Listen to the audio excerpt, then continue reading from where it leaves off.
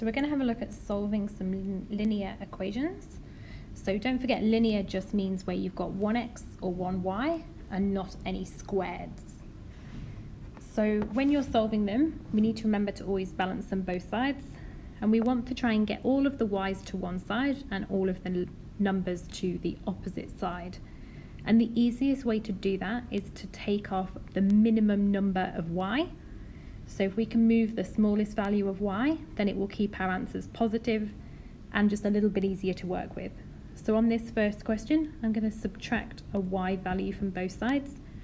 At the moment, the y is positive, so I need to subtract it to make it a negative, or to bring it back to 0. So that's going to give me 2y is equal to 4. Then I can divide both sides by 2, and that gives me y is equal to 2, which is my final answer. This next question, again, I want to take the y's to the same side, and the easiest way to do that is to move the smallest number of y's that I've got. So I'm going to subtract a y from both sides again, and that gives me 2y plus 4 is equal to 10. Now I can subtract the 4 and move it over to the other side with the 10. So again, I'm just doing the opposite of what I had originally. I had a plus 4, I'm now going to do a negative 4. And that gives me 2y is equal to 6. Then I can divide both sides by 2, and that then gives me a final answer of y equals 3. And in the exam, you should show you're working in the same way. It should be going line by line down the page, and you should be showing what you've done at each step.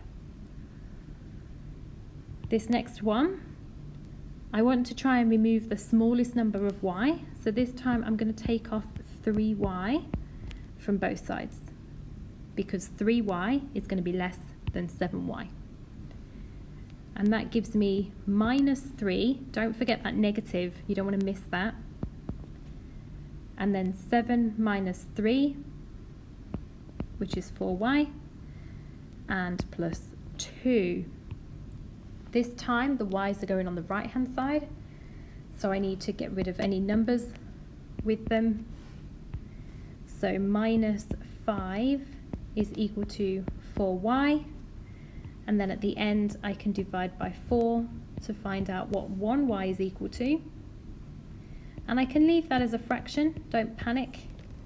We can leave that as minus 5 over 4, or minus 5 quarters, is equal to y.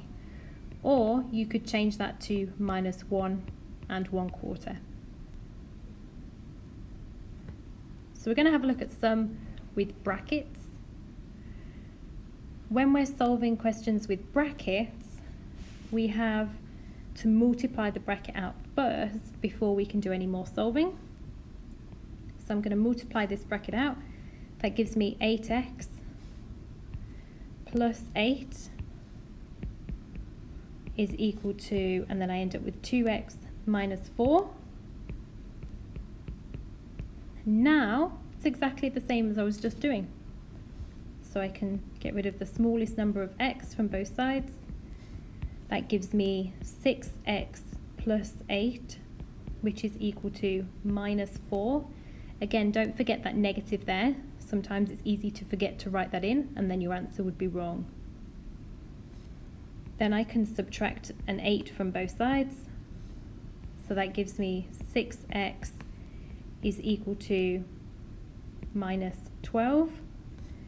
And then at the end there, I can divide by 6, and that gives me x is equal to minus 2, which would then be my final answer. This next question we're going to do in the same way. So I'm going to multiply out the brackets. 4x plus 12 is equal to 14 minus 2x. Then I'm looking for the smallest number of x, and that would be a negative 2x.